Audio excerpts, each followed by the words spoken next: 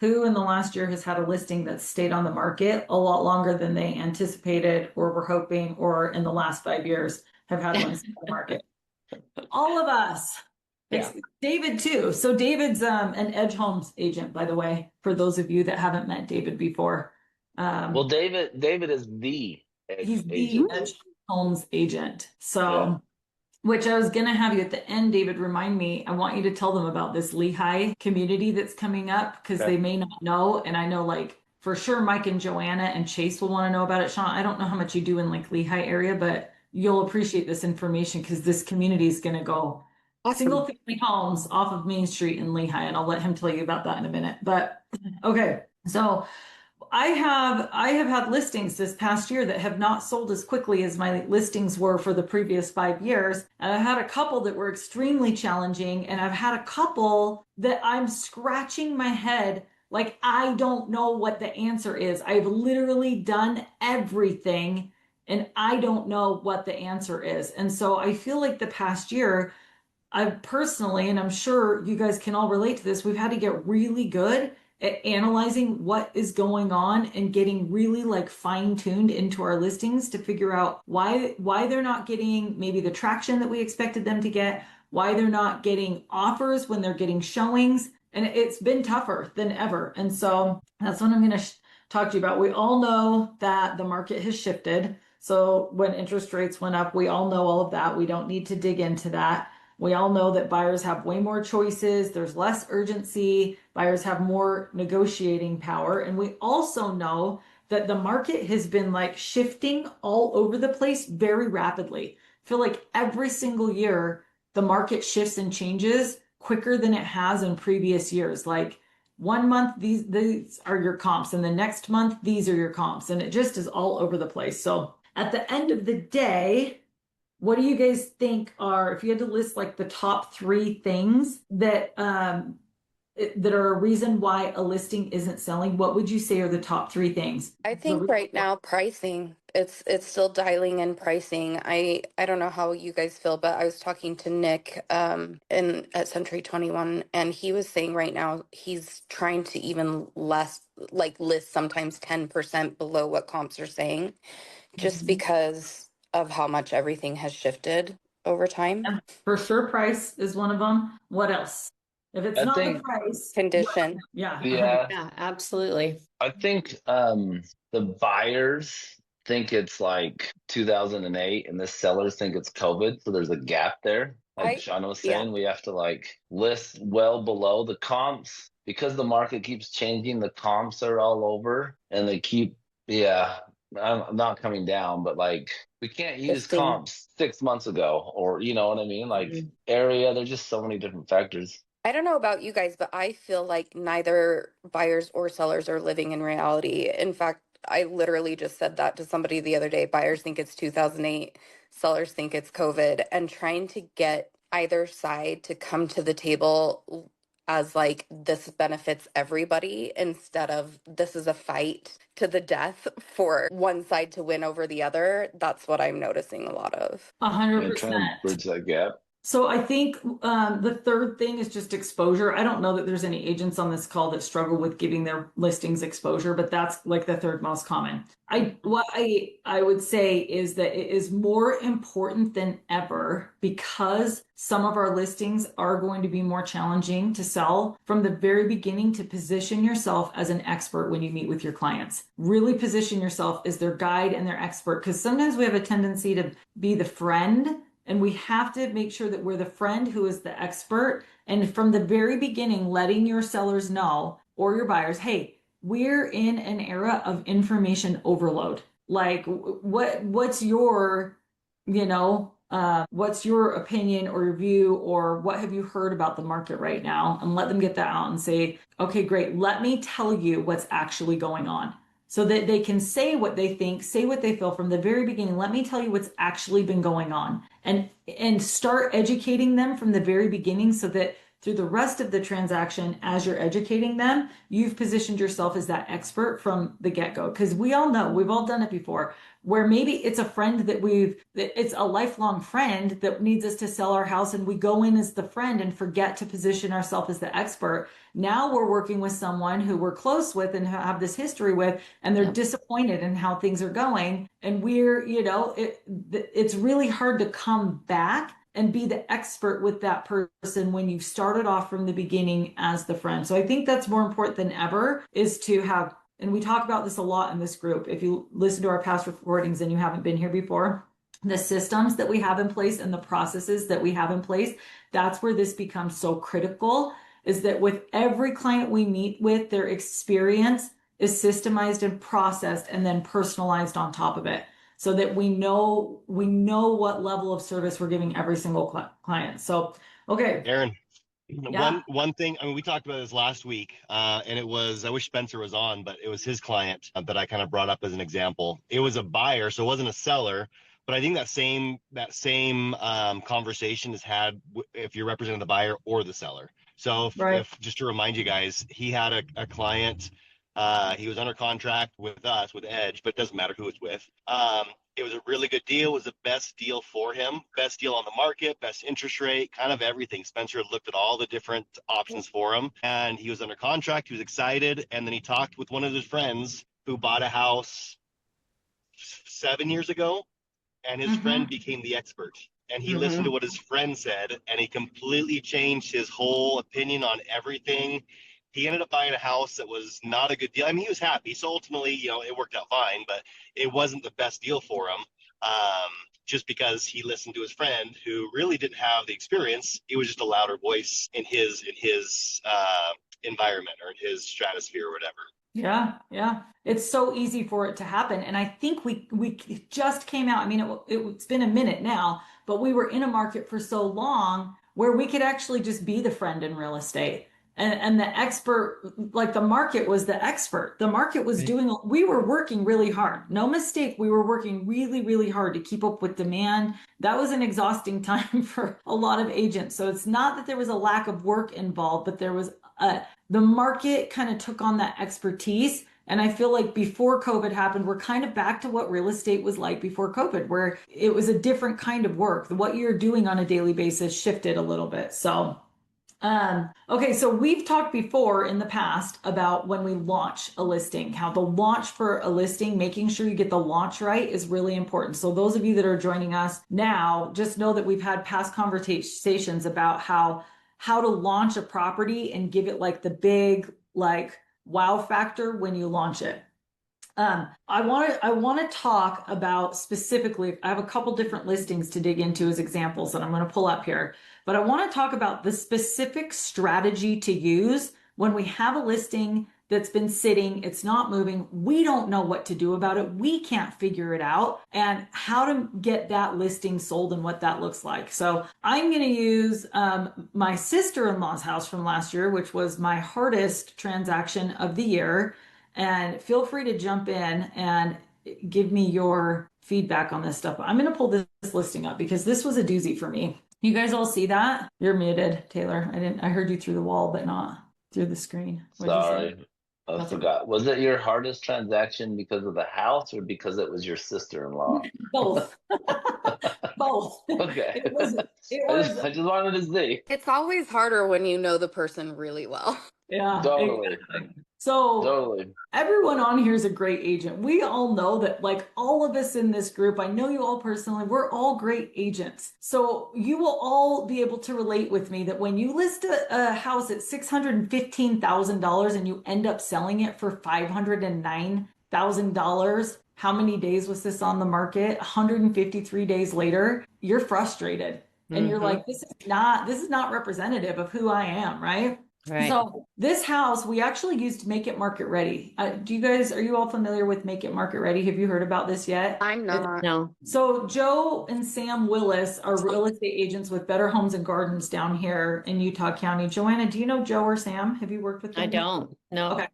So I've known them for 15 years. They're great agents down here. Joe actually is no longer actively doing real estate. He started a company where their company will go in, and if you have a house that needs a lot of work before you list it, they will come in. Oh, They'll do yeah, I all do of know the this company. Yeah. Yeah, they'll do all of the work and then they carry the cost for 6 months. And then in this case, we were a little over 6 months and they worked with us and you pay them at the end. And to do this house Wow. for $50,000, it needed a significant amount of work. But I met with my sister-in-law in March or February or March of last year to talk about selling her home. And it was rough. She's been a single mom for 17 years. She's worked full time. She's had 2 boys that were hard on the house, and the house was in rough shape. So I'm like, okay, you're going to sell this house for like $425,000 to an investor if we just get you out of it and sell it empty. But you have a lot more equity in it than that. This is out in Stansbury Park. So we had Make It Market Ready come in, and we made the house look like this. That looks amazing. Right? Yeah. I mean, if you saw it before, it's one of those that you're like, oh, so we like did the whole thing. We did everything that has always worked for me for as long as I've been in real estate. And when we were looking at comps in March, 609 is actually below what the comps were showing in March in Stansbury Park. Did anyone else do any real estate in Stansbury Park this past year? Mike, what happened in Stansbury Park this last year? I think the In biggest, terms of values. well, it's this, there's so much new construction. You're competing with guys like David who are given crazy incentives. And so it's really difficult to sell an existing home out there because you're competing with new construction with the huge thing. So I like houses like this, just the values have had to come down because that's the only way to compete with the new construction. I noticed the There's same so thing. much. Yeah. In Eagle Mountain, I have had a couple out there and I noticed the same thing because there's so much new construction around it.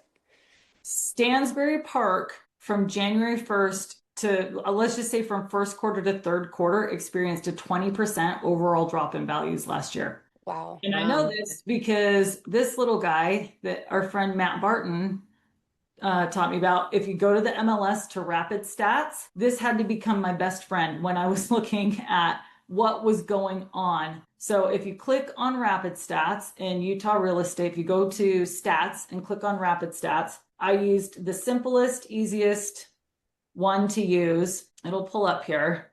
And it's the market summary. If you click over here on the left, I would just go to market statistics summary right here.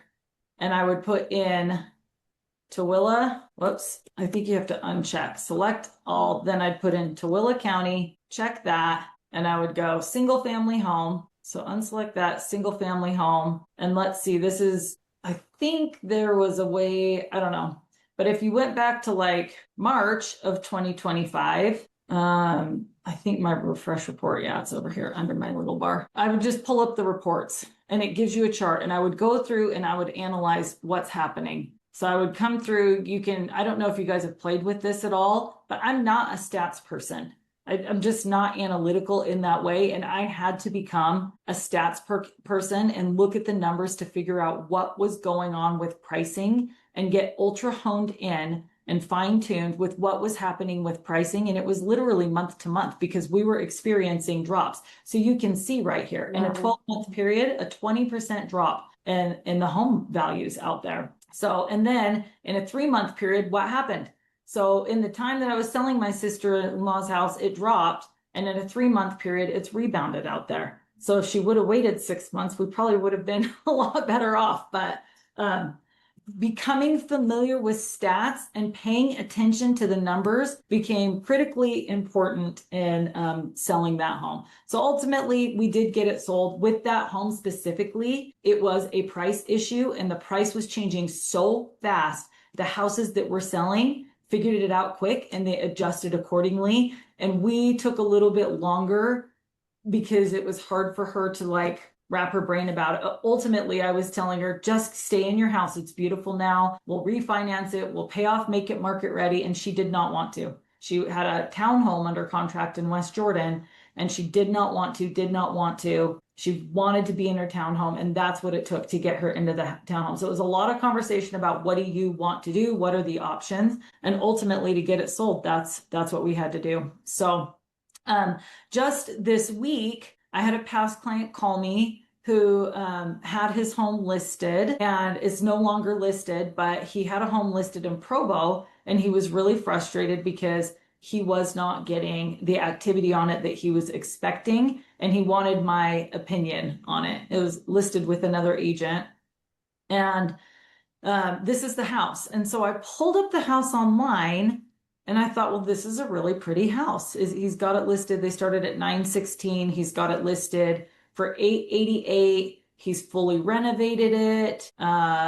It's got a basement apartment. I think it's on a little over a quarter acre. It has awesome views from the back of the house. Really, really beautiful views. Can you tell from these photos how awesome these views are? Can anyone tell that has like breathtaking views? No. No. So this is probably Just your best. that deck one. Yeah. Yeah. This is probably the best view photo. I guess you've got this one, but it doesn't really show that the view is from inside the house, right? So it's got some aerial photos, but not really anything inside the house that shows what an awesome view. Okay. So he had already canceled his listing with his agent when I went to look at this. And I ran out to look at it. Taylor and I ran out to look at it because I was going, I don't know, that seems like it's priced pretty well. Well, the first thing we noticed when we got out there is, let's see if I can get this. Let's go to the hybrid right here. And I'm going to zoom in. I don't think this gives us street view, but can you see, this is the house right here. What does this look like next door to it?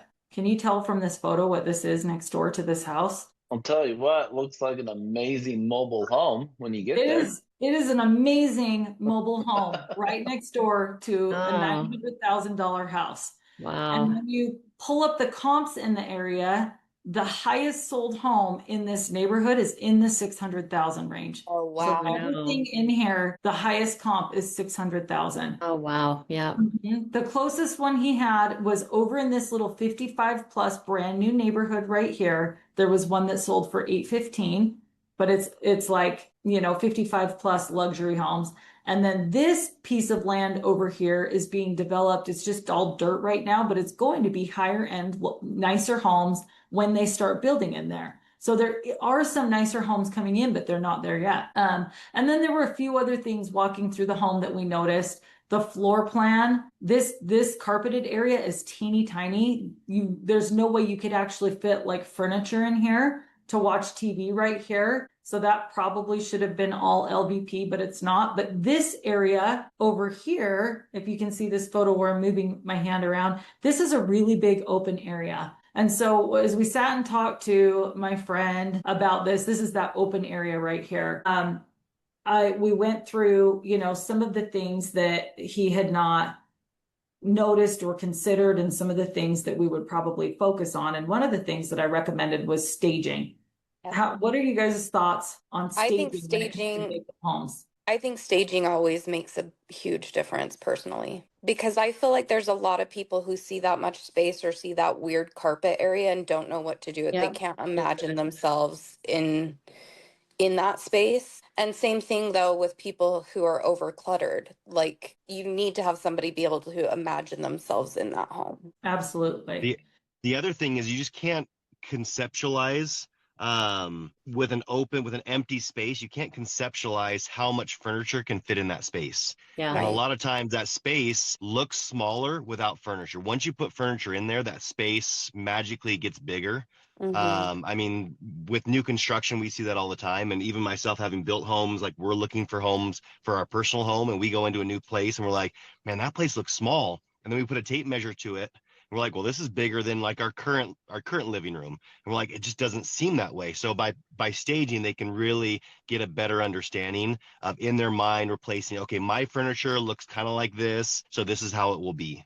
Yeah. Puts everything to scale, kind of. Absolutely. So this is one thing where I feel like I know 2 or 3 different staging companies who will take a $1,500 deposit and then you can pay the balance at closing. Yep. And for the return that right now in our current market, for the return people are getting from staging in a vacant home, it's something that I would encourage you to, if you're not already doing it, make sure that in a home that's beautiful, where you're in a position like this, that's one of the first things I told him, is that staging will absolutely help him sell this home. I also told him that I anticipate this home would probably sell in a price range with a 7 in front of it. And he started with a 9 in front of it. But I was honest and I said, I don't know that you're going to even get 800 because the house is beautiful, but the neighborhood is bringing the value down. It's in a neighborhood where there are no other homes that have sold at this price point. And so you may end up in the high 700s. He didn't love hearing that, but he very much appreciated the honesty. And then we went in the backyard and we talked about his landscaping was looking a little rough. But there's also, here's the mobile home in the corner of this picture right here. And there's a big drop off around every single part of his property. It's a rock wall with a giant, there's a drop off everywhere. And so we talked about fencing and that this was a home where if he's trying to maximize the value out of it, he would probably need to put some kind of fencing. I don't know if you can see the back very well from here, but the back, you can see at the very top of this picture, there's a rock wall. The property line is actually behind that, but it's just all rocks and it drops off and it looks rough, and a fence would make a huge difference from this corner of the house because you've got the entrance to the apartment over here. The other thing we talked about is where are the tenants going to park in a basement apartment? This is in Provo, and if anyone's familiar with Provo, they are like they are very, very enforceful about, you have to have a permit, you have to have a business license to have an ADU in your basement, and they enforce it, and you have to have off-street parking. And if you don't have off-street parking, they will enforce it, and people know that. So if someone's looking at this house and they have to put off-street parking in for their basement tenant, and the most logical spot for it is over here, but the entrance is over on this side, these are all things that our buyers are going to look at, that we're going to be talking about with our buyers as we're showing the homes. And that's the way that I positioned it to him, is these are conversations that I'm going to have with any buyer I show this home with. These are going to be the concerns. This is what they're going to talk about. This is what the market is saying. And so anyway, you can the yard for that price point too, like it's just not there. You know what I mean? And the pressure treated 2x4.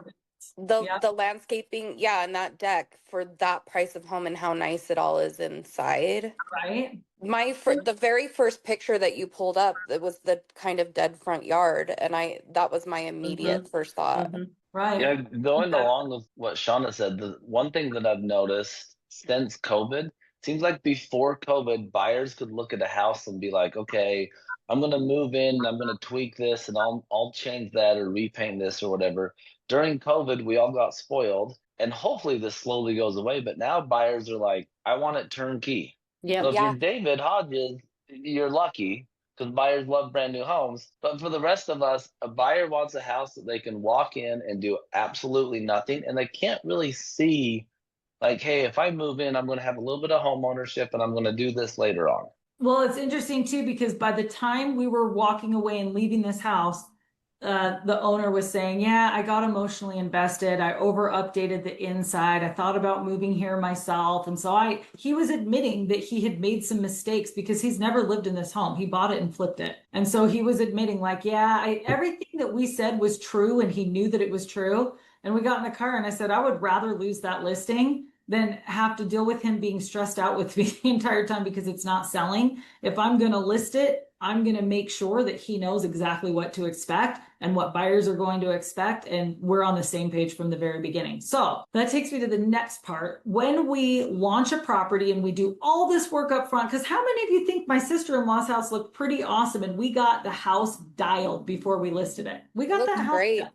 We overcame everything. And because it was my sister-in-law, and I just said, trust me, we took it to exactly what it needed to be to sell. It was a pricing issue that was out of our control. And had we reacted quicker earlier, we probably would have ended up with more. This particular home, a different situation, but we got the launch right. So when you get the launch right, and then you're sitting and you're sitting and you're sitting. I know we talked to Chase. Chase, you have a property that it looks amazing online. And unfortunately, he has a nightmare story of these buyers backed out 3 days before closing on this amazing house. But I think he's somewhere, and he might have left the call, but I think he's somewhere around 100 days on market now. So they had it under contract, the buyer backed out. Now the days on market have accumulated. It's a great house, but it's not getting the same activity because it's showing 100 days on market. So at that point, that's when people are looking at, well, let's do a price adjustment. Let's do this. Here's my reframe for that. And this is what I've kind of come up with that I hope this will resonate with you and you'll put your own spin on it and do your own thing that works for this. But instead of talking about price reductions or price adjustments with our sellers, I like the reframe of we're going to do a relaunch. We just need to do a relaunch. We've been on the market for 100 days now. The days on market are hurting us. And there's a few different ways you can do that. Depending on what situation they're in, is it 30 days that you have to pull it off the market now before it resets the days on market? So, Yes. Yeah. okay. So if you decide to make some improvements to the home, if there's feedback that you've gotten where there's improvements that the sellers know they need to make, and you can bring in like a make it market ready, because they can just do new carpet, new floors or paint. Make it market ready can do any scale of project. So whether you bring in a third party to do some of the things that buyers have said are an issue and why they have it, or you take it off 30 days, or you leave it on. And this, I did some research this week to make sure that I didn't miss anything. What agents all over the country who are experiencing this overall are finding is that when you relaunch the home and you do a relaunch with a price adjustment, or you change things in the home cosmetically or take care of some of the issues, if you can reset the days on market, that's ideal. If you can't reset the days on market, at the bare minimum, you want to do a new photo set, which none of us wants to invest in more photos when we already have photos. But what you can do is, if you've had a home on the market for 100 days, most likely you listed it in the fall or in the winter when the outside things weren't looking as green, and we're close enough to things looking really green that you can time it to get new photos with like spring flowers and the green on the trees, but a new photo set that looks completely different. And that may mean that you keep some interior photos and you don't do a full photo shoot, but have your photographer come back out and take some different photos so that it looks like a new listing online. It can often include a price adjustment. It can often include, we've brought in staging now. We've put our furniture in storage and we've brought in staging. And again, you have to gauge where your sellers are at. It's so case by case, but jump in here. What else could you do with a relaunch if you were relaunching a property to give it fresh air on the MLS? What can you think of that would fit into that? I think video is very big right now too, like really having nice video, because a lot of people moving from out of state would like to see the way the house flows, which can be hard to do from picture to picture. Painting, making sure it's clean, like power wash the outside of the house, like wash the front door. It's such dumb little simple things, but those are the first things that people notice. Right. Right. So a refresh on the exterior, putting mulch down because it's spring. We're probably warm enough now that they could throw some flowers in the yard and do a little refresh on the exterior. I think most of us know a landscaper that can go in and give the yard an overhaul and make it look fantastic. And if you went through someone like Make It Market Ready, I'm sure they could bring that in, a really inexpensive landscaper to give the yard an overhaul or the front. So there's lots of different things that we can do. But I think with these homes that have been sitting for a while, and tell me what you think and tell me if you agree with this, that just doing a price reduction is ultimately going to land you just at the lowest possible price if you just keep reducing the price. I think, and what I've experienced so far is that if you just address some of the issues and you do a relaunch on something like this home in Provo, you're going to end up a little bit better off. Ultimately, we decided that if he was willing to tackle like the grass looking better, the fence, and some of these issues that we talked about, we could list it at $850, and it's possible that we could land somewhere in the 800s because it is a really beautiful home inside, the staging and everything. But I told him I wasn't going to promise that I could do that. But I felt like if we addressed some of the issues that I knew buyers were having with it, there was a chance that he could end up getting more than if we just kept reducing the price as is. Do you guys agree with that? His overall return on investment?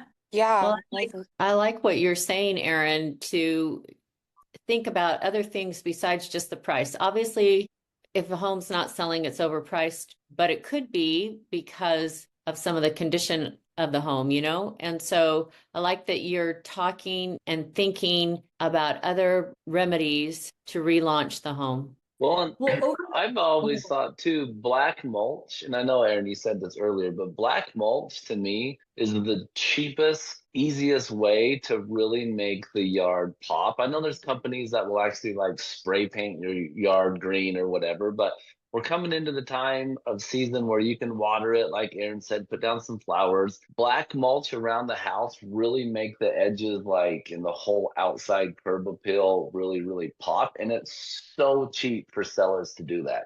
So do that, new pictures, it just changes it. and I think when we have these conversations with our clients and we go in and we're like, hey, option A is to reduce the price again. Option 2, which has been working really well, is to do a relaunch. And a relaunch might require a little bit more investment from you, but overall, it should keep your price higher. Mike, what were you going to say? Well, so I mean, I'm guessing I know most of you guys, so I'm assuming everyone's using a pricing reduction strategy where you're systematically reducing the price every 3 to 5% every 3 weeks maybe, and that's probably in your listing presentation. Is everyone familiar with the marketing concept of above the fold? No. No. Okay, so like it comes from the old newspapers where when you open a newspaper, anything above the crease where the front page is folded in half, like that is the most valuable real estate in all of marketing. And so anything that's important has to happen like in the first field of view. And so Aaron, click on that picture of the house, pull up the pictures on this one. Okay, so let me ask you guys, when someone sits down with you to buy a home and you're asking them what the key features are, and just look at the first 4 photos, Aaron. The first 4 are not good. Okay, so this is your above the fold for photos. Now, has anyone said, hey, I want a nice chandelier over the front door, and that's like my highest priority? And hey, I want to see, I want half carpet and half floor in a big open space. Like everyone always talks about, I want a nice kitchen, I want a nice master suite. Okay, so your first 4 pictures has to include, because right now, how Aaron scrolled down, we've already had people walk away from this listing strictly from the marketing layout, right? So these are things I make fun of when I'm talking to expired listings. Like I would win the listing on this one just by saying like, hey, what's important to you in a home? And look at like some of the pictures where they take a picture of like the light fixture. Like, is this a Pinterest post or is this selling a home? Yeah. Right. So like You're so right. It's artsy, but it's not selling a home. That picture is selling a light fixture. That picture is selling those door handles. Door cabinet handles. It's not selling a house. Aaron, great observation. It's not selling the view, right? So the order of your pictures matter, and the above the fold pictures, those first 4 pictures have to be on the list of buyers must-haves, or people, we have such short attention spans. If they're not seeing a nice kitchen in these first 4 photos, I'm already moved on. It's so true. So anytime you do a price adjustment, to Aaron's relaunch point, like even if it's a 3% adjustment, always shift these photos. So I'll have the kitchen, but I'll have it from multiple angles, and I'll just you can show all the photos, but if you don't capture their attention in these first 4 photos, like they're already gone.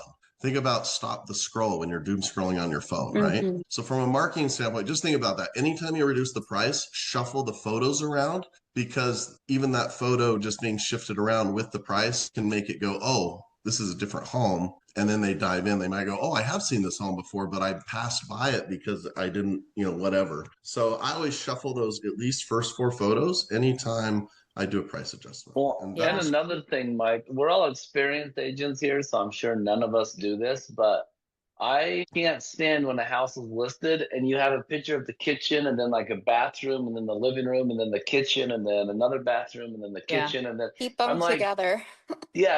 Act like you're walking through the front door and go like kitchen and then like put them all together. I hate when they're all like all over, I agree with that, except for the first 4.